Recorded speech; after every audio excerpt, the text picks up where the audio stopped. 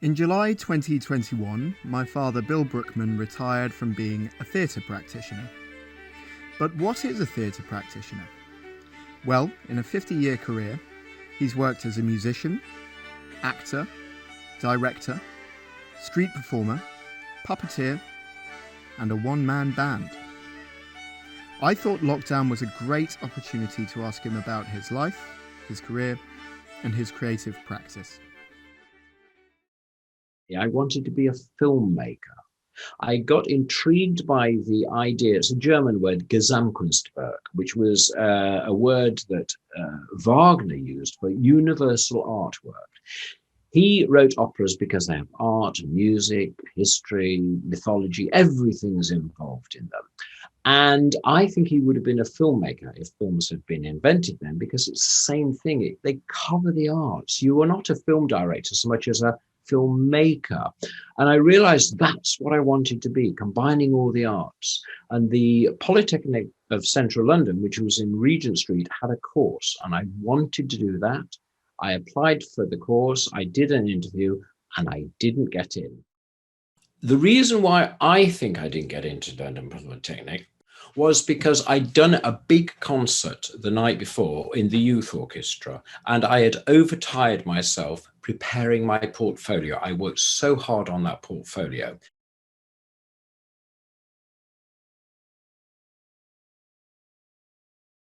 I then drove down to London and didn't really understand from Leicestershire to London. So I set off about 2 o'clock in the morning and got there at 4 o'clock in the morning. Well, that was no use. So I kind of slept in my car in somewhere in North London until the tubes opened, and then the tubes opened. So I went about 6 o'clock and I got there by about 7. And then I had to wait outside for 2 hours. And then finally I was ushered in and I had to sit down and have a rest. Well, I promptly fell asleep. I fell asleep in the interview, waiting for the interview, and they woke me up and I was just disorientated. They never looked at my portfolio. They just wanted to speak to me. And I was inarticulate. Now, I was reasonably articulate. I knew I was, and I was actually slurring my words. And I remember them being nice to me as if I was too nervous. I wasn't too nervous. I just had not had any sleep. I'd messed up getting there. And I've always felt bad about that because I wanted to be catapulted into the centre of things, into London. I went to Sheffield and it's lovely and there's no objections to it and it was fine. But, I was kind of aiming for the epicenter.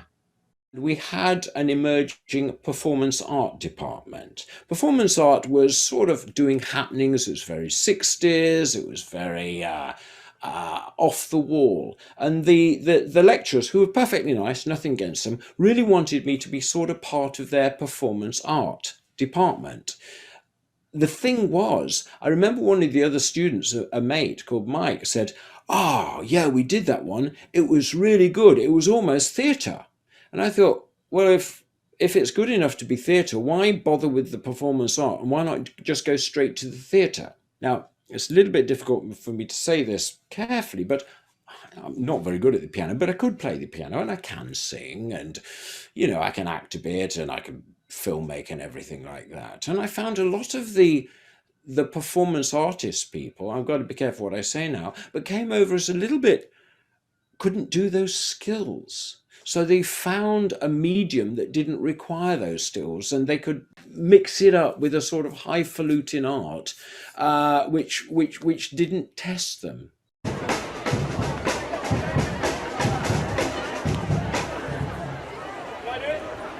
I do it?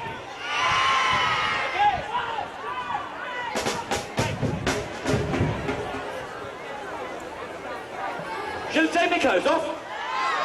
Okay, hold on to that, hold on. 2, 3, 4!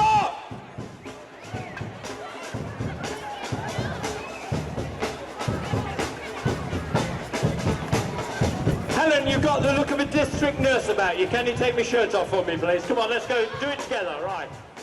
Well, the thing is that the arts was fashionable. Going to art school was fashionable. The whole of the Andy Warhol and, what's his name, British?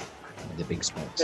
David Hockney. David Hockney, yes. All of that was very fashionable. And I went to study fine art. And what happened was that the course that I chose in Sheffield was completely unstructured.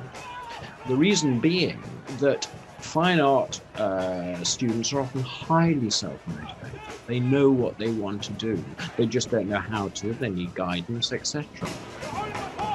Right, Helen, I'm going to take your shirt off. And so I loved it, and I did a bit of film, and I did a bit of printmaking, and I did a bit of painting, and I went down to sculpture and everything. But I ended up doing film because that's what I wanted to do. But I wanted to be with a more punchy group of people. I mean, artists are a bit laid back, etc.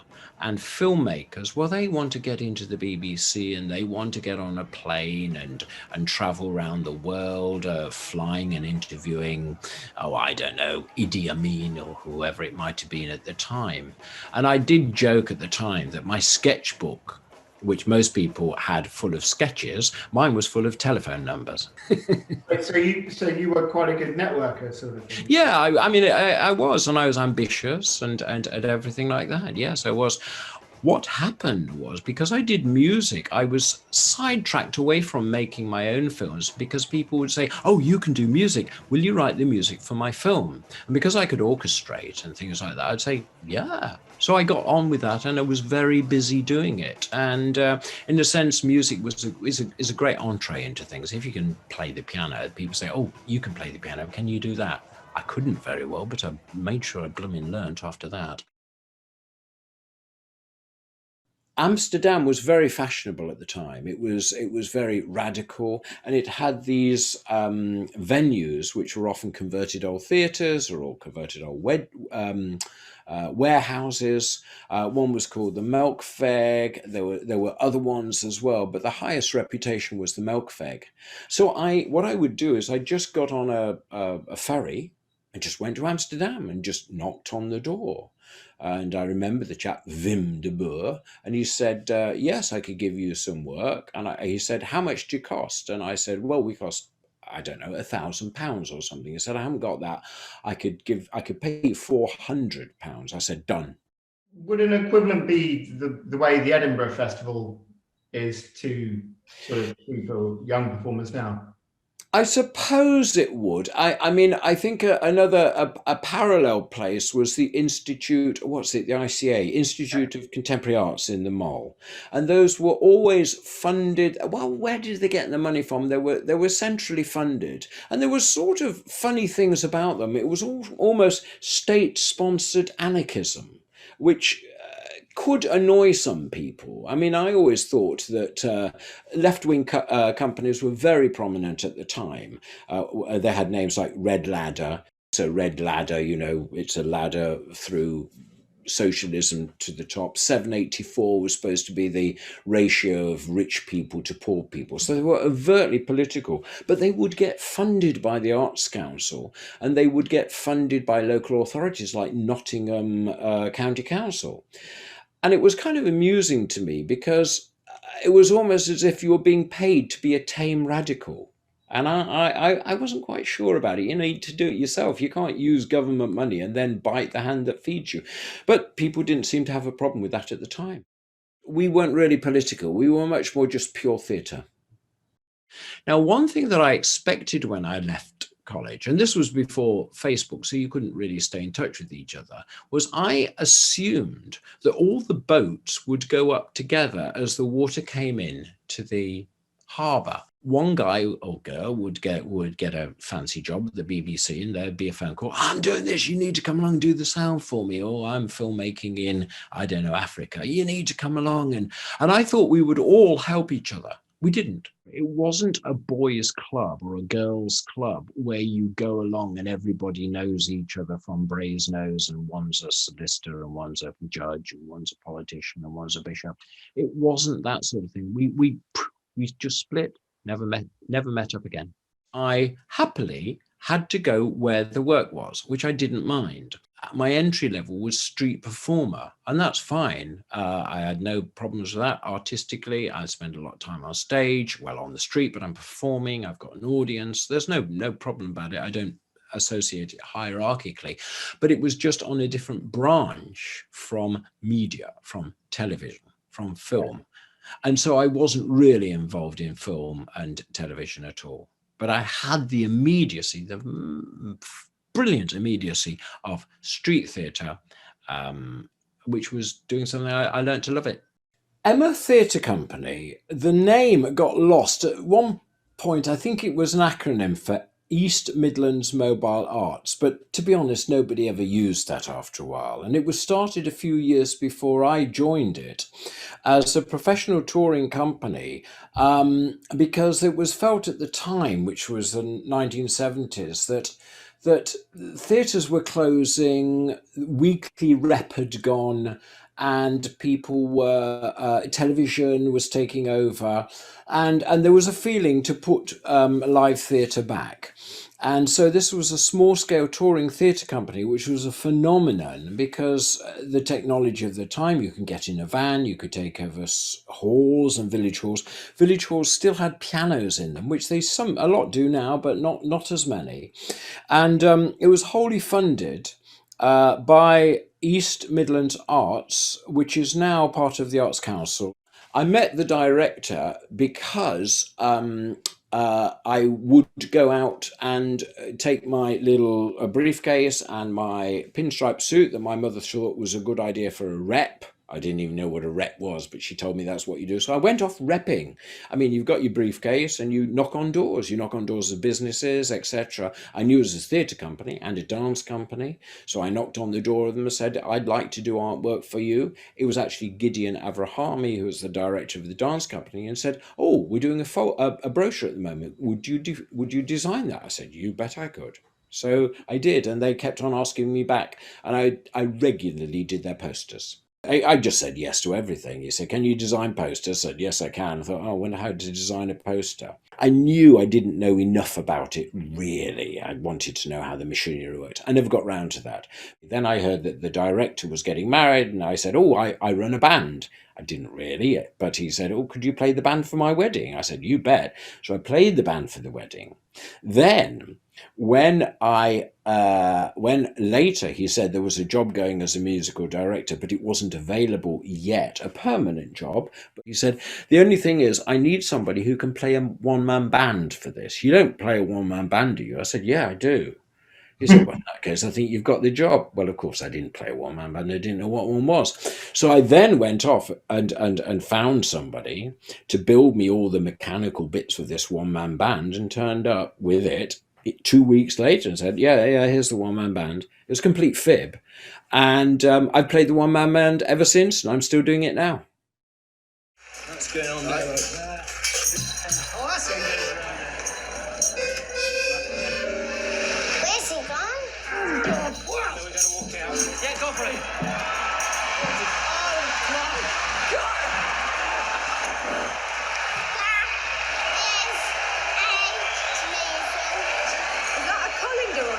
Can I just start, because we won't last long?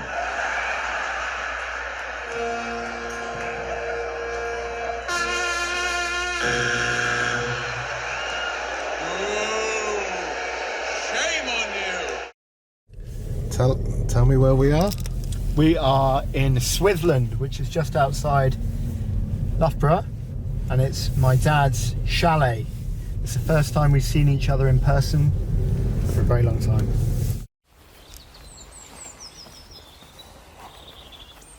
Knock, knock.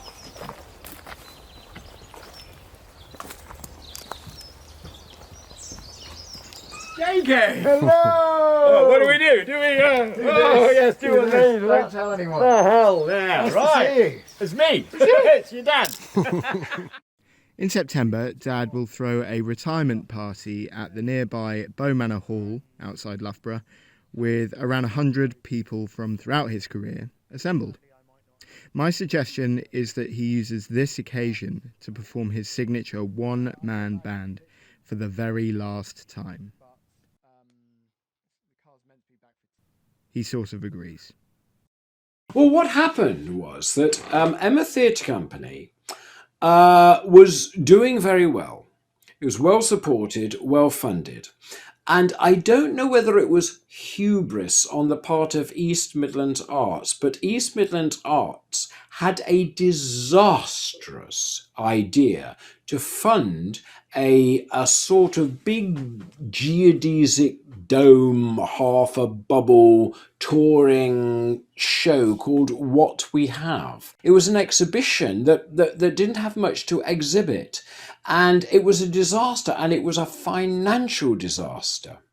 And we were faced with closure. Now, some people opposed it, and there was, being a theatre company, lots of the, I will say actresses, because they got very excited and very strident about having demos and marches and everything like that. And even in the spirit of the time, going on strike to preserve the company. And I sort of thought, well, going on strike is hardly going to preserve it. And also, I was local, and I said, I need to live here after this company is gone. It's going to go. It's not going to survive.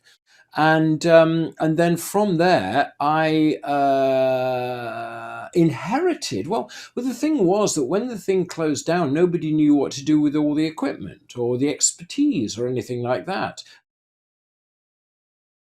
And I'd married Jude, so both of us were ex-Emma Theatre Company members. I was one of the few locals because it had recruited nationally. And I thought, well, why don't we start our own theatre company?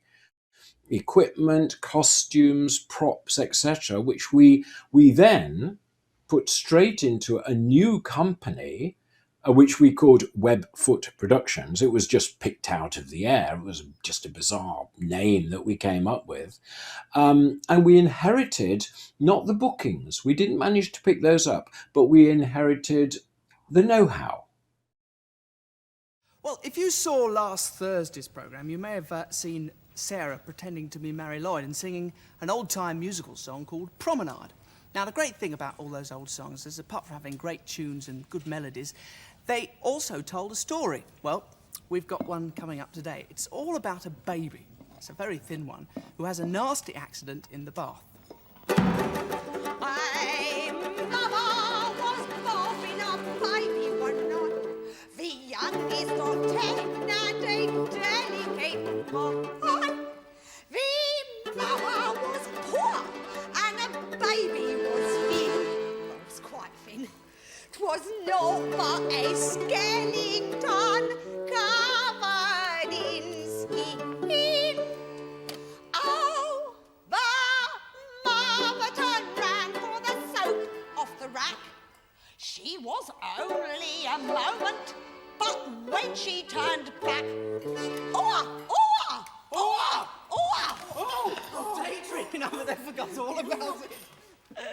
the baby had gone, and in anguish she cried, oh, where has my baby gone? The angel screamed loud, your baby has gone down the plumber, your baby has gone down the plumber. The poor little thing was so skinny and thin, she should have been washed in a jug. Your baby is perfectly happy. She's happy of all anyone. She's a mockingbird with the angels above. Not looks but wrong people. What wrong Thank you very much, Bill Brookman, Fanny, Sarah and Fiona. And not forgetting Barnaby. Barnaby. What star? And you may have heard Barnaby a bit earlier on, trying to be a star too soon, trying to upstage his mum and dad and their friends. Oh, come and have a seat. That was great. There's only one small problem. You've driven Sooty away, so he's probably going to have another 2.5 years on the tiles. So what we did was inherit the same style of repertory And there was me and Jude, and then maybe 3 actors, and then a nanny as we had, and a stage manager.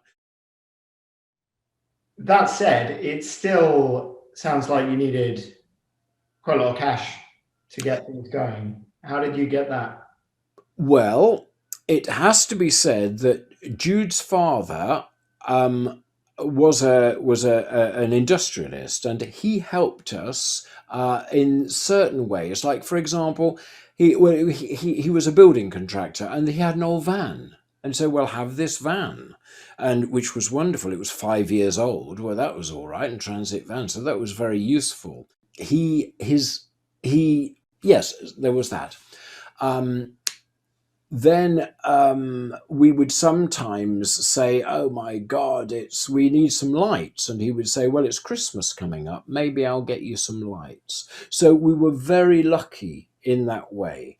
But the truth of the matter was, it was gigging, gigging, gigging, gigging, and I was an omnivore. I would do everything. I would not turn down a single job. Now, that isn't always everybody's idea. Jude, my wife, she saw things differently. She wanted to specialize, and I felt that was a luxury we couldn't afford. Although what we did for a period of time is we toured a show about Bess of Hardwick, who was Elizabethan landowner, the founder of the Duchess of Devonshire. She said, no, we're going to turn down work to tour that. And I always thought this was too much of a risk. But I think when we looked at the figures years later, it did make money. We did manage to live by it. It was just gigging, gigging. My favourite shows was one of the most mature developments of our street theatre work, which was Reynardine, which was a commedia dell'arte.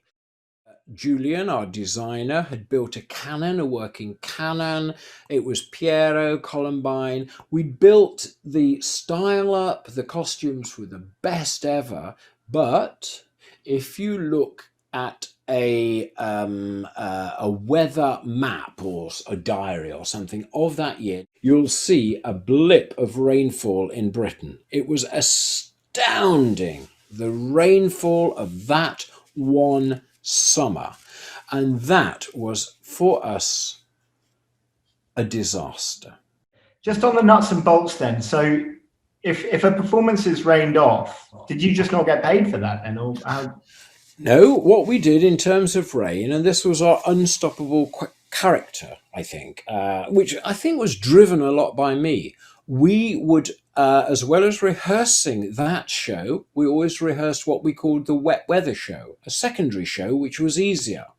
And that we would put on instead. We'd do the wet weather show, and it would be completely different. It might be a little one about Robin Hood, or a little play about Hercules. That is, no matter what the weather was, we would always arrive in plenty of time, as standard was. Through the rain, we would assemble the show, we would put it up, we would get it ready.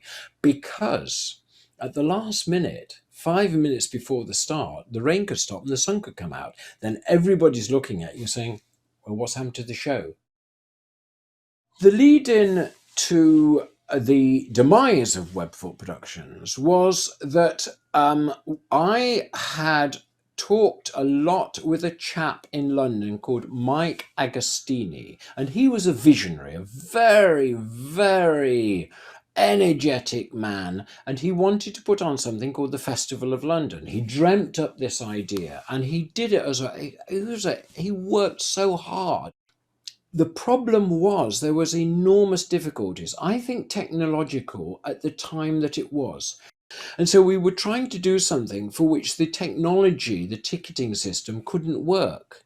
It fell through as well because it was in Alexandra Palace Park. Well, that's a public park, and you can't restrict, because of bylaws, public access to the whole park. So there was no way we could ticket the event. The weather, of course, well, you can't judge against that, and it wasn't that bad. But then, and what we did in it was we built a recreation of Shakespeare's globe. I mean, it was big. It was 2 stories. It was going to be 3, but it was expensive. We lost a story. It was a huge venture. And Mike Agostini was sending me checks, and I was confident about these, and the checks would start to bounce. I don't bear him any ill will, because he really worked at it, and I think he lost his house. You know, he lost his shirt off his back. And the funny thing about it was that it is my contention that it was a curse. And I know that's a bit metaphysical and, you know, a bit weird, but we performed Shakespeare's Scottish play. Well, that was a cursed play.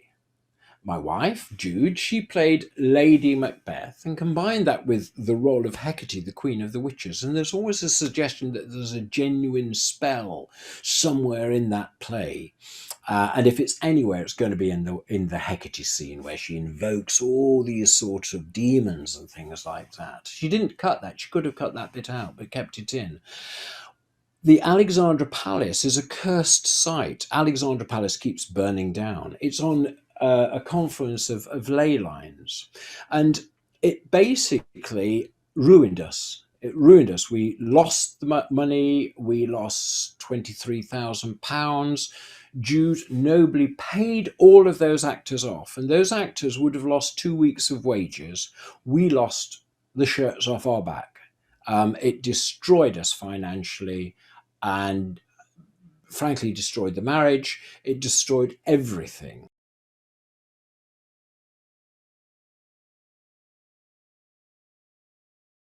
The company closed, and I didn't know what to do with myself, but I've always done theatre, and that's the only thing I know. I'm running a company, and the phone would still go occasionally. You know, I was on a different phone. I was living in a little 2 up, 2 down, having lost a 5-bedroomed townhouse. And I started to pick up the pieces as best I could with very little to go on. And then what happened, but it was difficult. It was a difficult time, obviously, you know, marriage falling apart, company falling apart, massive debts. And I had a tour on the way to go to Germany. It was sort of starting to work, and then you get used to knocks, but when you're already down, you can't take knocks that hard. And I was so dispirited when this tour fell through. Loads of tours fall through, but this time I just had no energy left. And so what I did was, I thought, I'm going to jack it out. I'm going to be a teacher. So I took a postgraduate certificate in education, teaching qualification, in my local university, Loughborough University, and it was a 1-year course. Now, the truth of the matter was, I think that even though I couldn't see it at the time, what this did was give me respite. Now, if you've got a proper job and somebody says, do you want to do a tour to Japan or somewhere, you've got to say, sorry, I've got a job, I can't really do it. If you're freelance and you're free, you can just do it. So I kept the freedom of not having any solid commitment, not even a weekly teaching schedule or anything, just completely free, which is a lot of risk. And then people from outside could think, who could we get to do this? Bill might be the person. And so I would be approached for oddball, exciting, interesting projects that I could just say, yeah.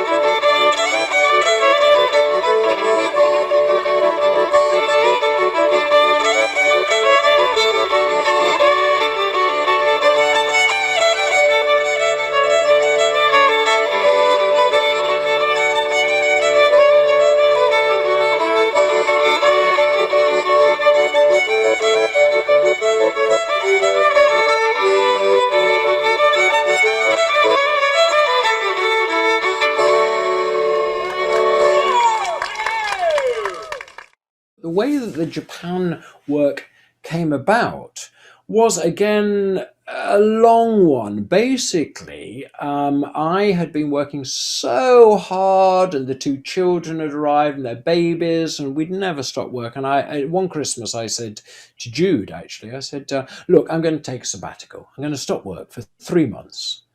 I'm going to take a break. I've never stopped working, and this is what it's going to be. So I cleared the decks after Christmas. I then got a phone call tracking me down, and this chap with a Japanese accent, and it was a terrible line, and he was saying, "Oh, it's." Don't do the accent. Don't do the accent, Dad. Otherwise, I can't. Nope, you're quite right. And he said, I wonder if you could come to Japan for 3 months. And I said, well, yes, I could. Oh, gosh, could you come next week? I said, yes, I can. And I said, how did you hear about me? And he said, I was a technician at the Melkweg, the Milky Way that you performed at when you just left college. I remembered you since then. And I thought, I'm going to remember this guy. It took a lot to find you. And I found you, and I wonder if you go. Well, that led to 9 trips to Japan. And what happened from that was there was a group of us who really were a little bit of the darlings of the Japanese touring. There was from America, from Britain, and this group of us would always keep on going backwards and forwards to Japan. But I was always interested in what you might call third world projects. And so I would start to talk to my agent. And as I flew over, I said, do you mind if I don't take the amazing Japan Airlines flight that you give me? I'll go on a cheap one and I'll drop off somewhere. I'll drop off in Thailand and see if I can go and work in a refugee camp. I'll drop off in India and see if I can work on the way to Japan in the Delhi School for the Blind. So I started to do more and more of those things on the back of the funding of going to what you might call first world countries. And then after a while, I started to think, well, perhaps I could do these in their own right. So I identified places that had some kind of crisis. And what I wanted to do was use the arts for social cohesion or social building. So what we did was we went to Gujarat in India after the earthquake that they had there. And we did cathartic theatre around the sites of the earthquake. We got children to dance, we did juggling, we put on free shows as a sort of catharsis. Now sometimes we had to be careful about that because sometimes these were places where many people had died and therefore we'd need to be respectful, and we'd do it perhaps as a different, it was like a commemoration come celebration of the positive after something going bad.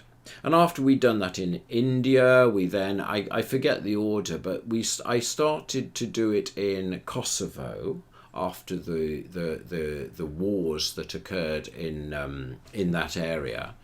And that again was a free festival.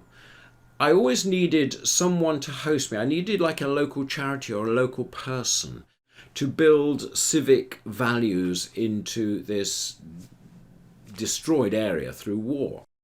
So we started to do a big festival in Kosovo, and it was free and it took over the town centre. And we would have various principles, like we would rehearse in the town centre and everybody would see it. So by the time of the end of the week on the Saturday night, everybody knew there was something big that was going to happen. And it would be with fire, and it would be with, we got a United Nations crane, 40-metre crane, to hang a performer who was an aerialist. There were big shows. I mean, people argued about how many were in the audience. I reckon there's 15,000 in the audience. Other people said, no, there's only about 8,000. But there were big shows. And then from there we went on to do one in Sierra Leone. I was much affected by the amputations that had occurred in the Sierra Leonean Civil War. 40,000 amputations by the Revolutionary United Front, cutting off people's hands. And so we worked and devised the idea of getting amputees to do circus stills. And I worked with children in Britain and devised techniques where, for example, if you were doing a diabolo, you could tie the diabolo to the stump, and the person could still do those skills. You could balance a spinning plate by on a very long stick on the stump. Also, what you could do is put people who had leg amputations in harnesses and then whoosh them up into the air, and they would blow balls of fire, make that tie in with the music. Big festivals, and these took over the town. They took over the town because the rehearsal was so prominent, and they were free as well, so anybody could come. In order to set these things up, I needed to find a host charity to just align myself with, and that was done by going there and just speaking to people on the spot. And I would always have to go out perhaps another time just to get the whole thing ready and everything like that. So I was in Sierra Leone and I was in a cafe, and I noticed a vehicle which said Arms for Development, which is kind of like, hang on, Arms for Development, what side are you on? And there was a chap sitting at the next table, and I got into discussion with him. I said, what are you doing? And he said, well, I'm a United Nations Development Project, and what we're doing is we're collecting arms after the war. There's all these AK-47s and rocket grenade launchers, and people have still got them in the houses. We're taking them back, and it is a catchy title, Arms for Development, and you noticed it. The idea being, if you can give us 100 guns from your village, we will give you an amount of money which you have to form a council to work out how to spend. A lot of these were spent on reviving marketplaces that were ruined, or bridges that had been destroyed in the fighting. And he said, but we're in a bit of a problem, because how do I make it like sparky? How do I grab the people when we go and tell them about handing in their guns? So I just was standing there. He was sitting at his table. I said, well, how about this then? So what you could do, and I picked up some stones, and I said, what if you juggled hand grenades? And said, problem with hand grenades, no, I showed you, I just did it on the spot. Trouble with the hand grenades is this thing go off, especially if you drop them. Oops, and I dropped one, bang. Well, never mind. Perhaps what you should do instead is, and I threw it up in the air, whipped my hat off and caught it in the hat and give it to the UN. And so I came up with routines like that, and I just invented them on the spot. And he said, gosh, could you train people to do that? I said, yeah, there's no reason why not. And when could you do it? Then we had to look at our diary, and that was complicated. But I did go over to Sierra Leone, and I trained people to go into the field to do circus tricks and things which were punchy and funny and humorous as a means of collecting the weapons. Well, after that, he then, Daniel Ladouceur was the chap, he then would phone me up, and he would call me back and he'd say, that was all very good in Sierra Leone. I've got a more difficult one. This is in Haiti. Now, there, it's not that the war is over, it's that the war is not over. They're still fighting.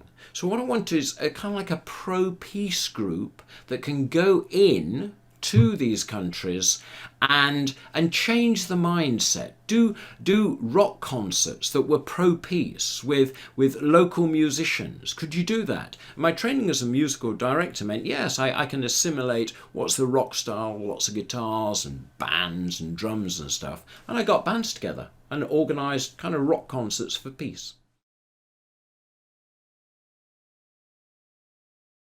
So what I want you to do is I want you to kind of feel the atmosphere like Mogadishu or something, and you play very atmospheric, and it goes on for a while, then it moves on to perhaps the drums start, it gets more aggressive, and then it cools down again, and perhaps it's after the fighting. Let's just see what happens, okay? So be quiet, and then you start, okay?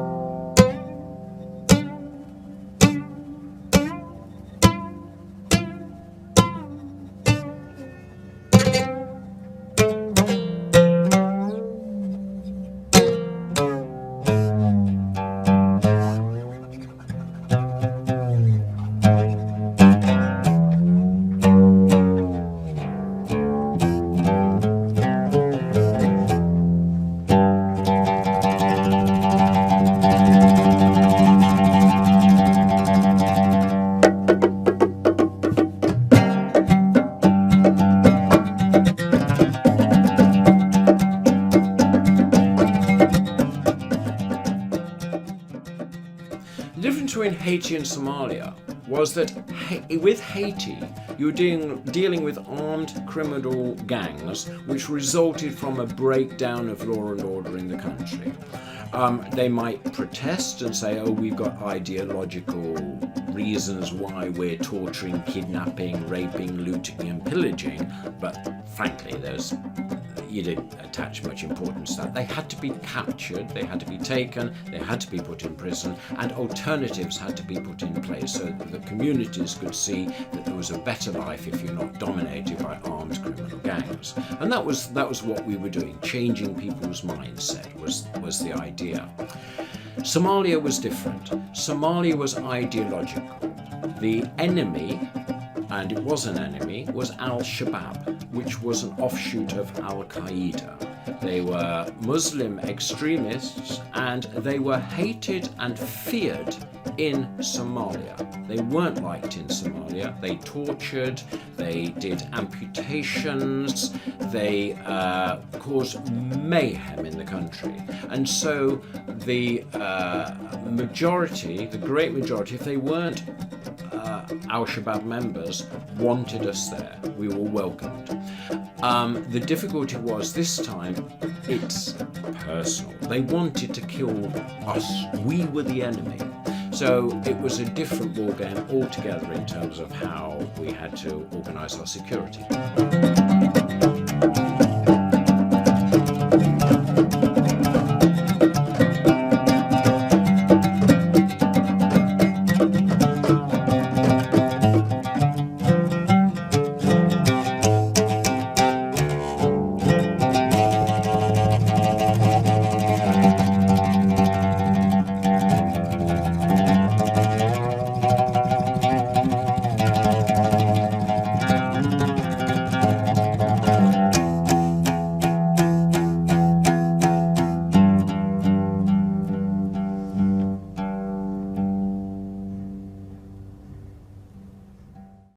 The security was very difficult and very dangerous. We would have to travel around in armed convoys. Now, this was always a problem. It was a problem because the armed convoys, in a sense, act as a magnet.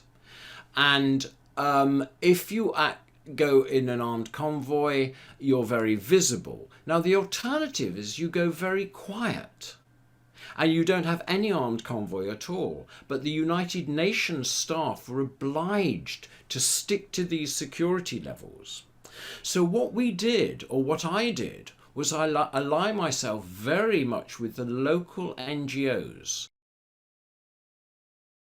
And the local NGO was not subjected to the same strictures of security that an international NGO was.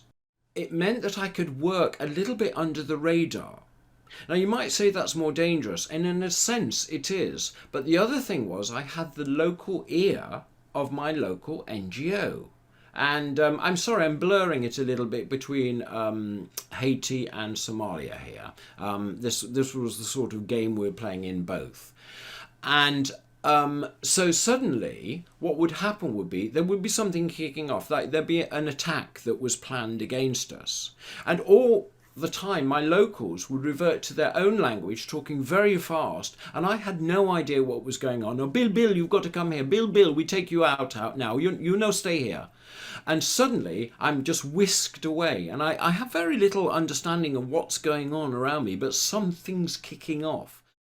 And so I had to travel with them. But at least I was working with local armed guards, which incidentally you had to change round about once every 2 weeks. It was a shame. You sort of had to sack them after 2 or 3 weeks because you weren't sure whether they were then being infiltrated. And indeed it did happen in quite an awful way. What happened was that we were trying to put on a pro-peace concert, the first pro-peace concert for 20 years, because Al-Shabaab had banned all music, including radio jingles. They felt it was un-Islamic. And our pro-peace concert we knew would be targeted by Al-Shabaab. And we had to find a venue for this. So rather high prominently, we would drive around looking genuinely at different venues, knowing that we would be spied on. But that would confuse them because they didn't know which one we were going to choose. We were just about to set off for one of these recce's, and my fixer, he heard that a bomb had just gone off at where we were heading for, the National Theatre. What happened was I was having a lot of trouble trying to get the team together to go to look at this venue. It was taking forever. There's too many people involved. Oh, where are they? They're still in their rooms. And the bomb went off.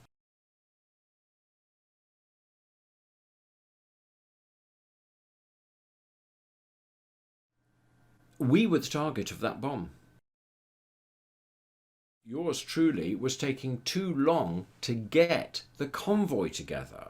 So the bomber was parked in his car waiting for us to come by, at which point he would pull out, join our convoy, and then explode himself and us.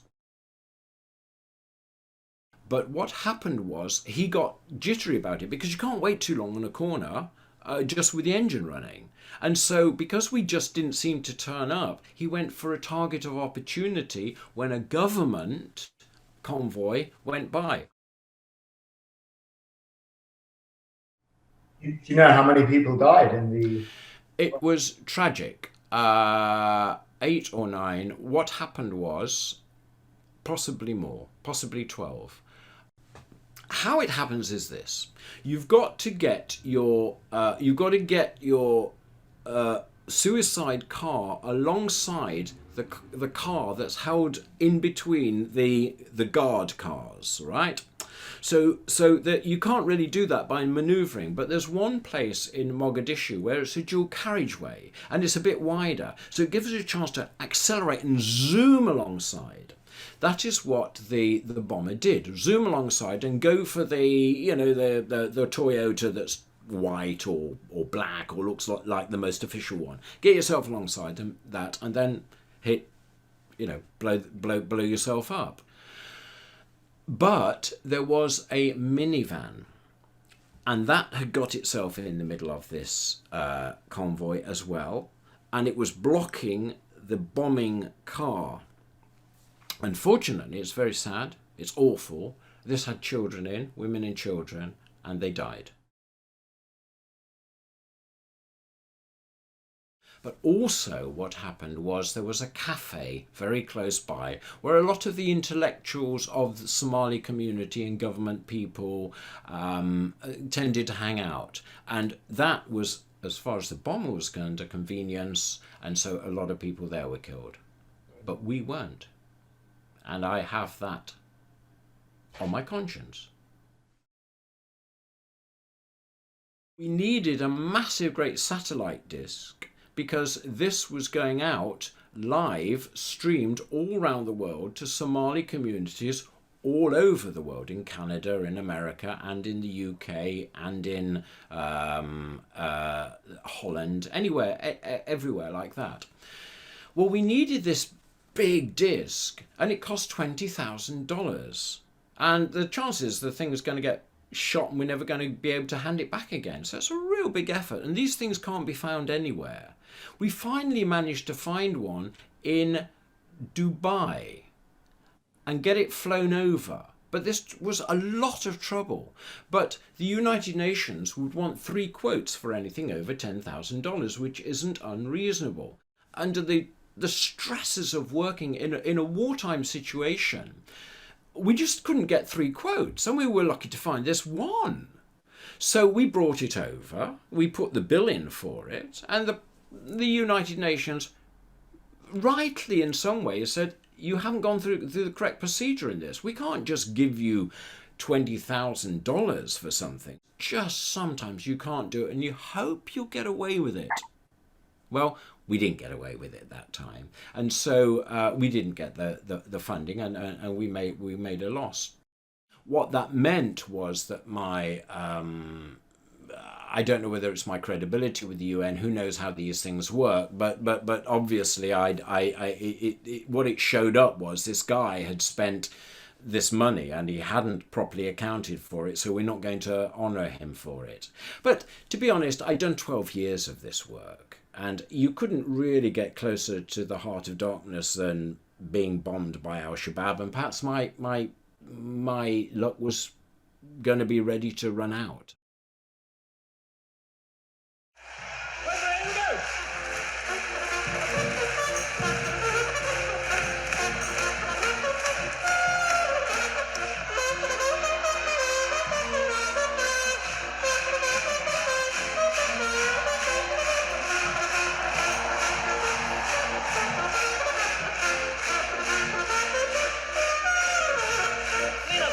Better, but never by a man on stilts, though.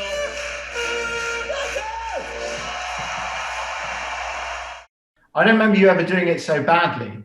I had done a performance the night before in Winchester and had to drive through the night to be in Liverpool to do it by 8 o'clock the next morning. And I'd only had 2 hours sleep. So when I put all of the equipment on in that enormously difficult circumstance, my mouth dried, and it was a disaster for me. Right, okay, now you've got to just commit yourself somehow. So there you have it. Not exactly rags to riches, for there were no riches, other than the smiling faces of audiences and the gratification of a performance well done. Never desert your audience, dear viewer, or was it always leave them wanting more? Either way, I give you the final performance from a theatre practitioner of great integrity. In fact, I've never really been happy with that practitioner title. Let's call him what he is, an artist. I give you a portrait of the artist upon retirement. I see it instantly. And then it's almost boring to have to write it all out because I knew exactly what it was going to look like and how it was going to end up. And sometimes somebody will commission something off me and I think, oh God, I haven't an idea. I don't know how I'm going to deal with this. And I was on the phone or whatever when I'm talking to the person. And I know it now. I know it's not going to get any better. If I haven't got an idea instantly, I'm not going to have an idea. Also, I know some people are quite precious with their ideas, and I consider myself an ideas factory. I've never been precious with it because I'm going to have another 15 other thoughts anyway. I think I'm lucky. Cornet, where's the cornet? There's a cornet. It's there, Olive. Can you see? That's it, you need that one. And then, the bass drum, and I can't see it there, I can see it in the mirror. Right, and then, what I'm going to do, between my knees, wait for honker, but also the orchestra. Hey! So, as you see, band, I think it's more you following me than anything, really. There's a great big post in the way, isn't there, as well? So you're going to miss the show because you can't see because of the post. So I'm going to try and relate with the audience. Shall I do it down? I'll do it down here. Without needing with the camera.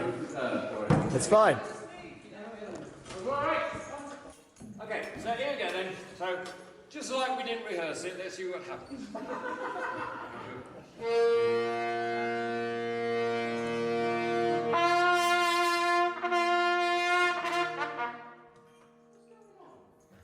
sorry, it doesn't have a piano here. I'm so sorry.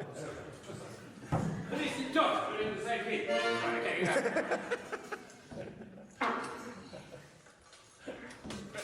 Metal's sticking right in me. Right there. Where was I? Oh, yes, there.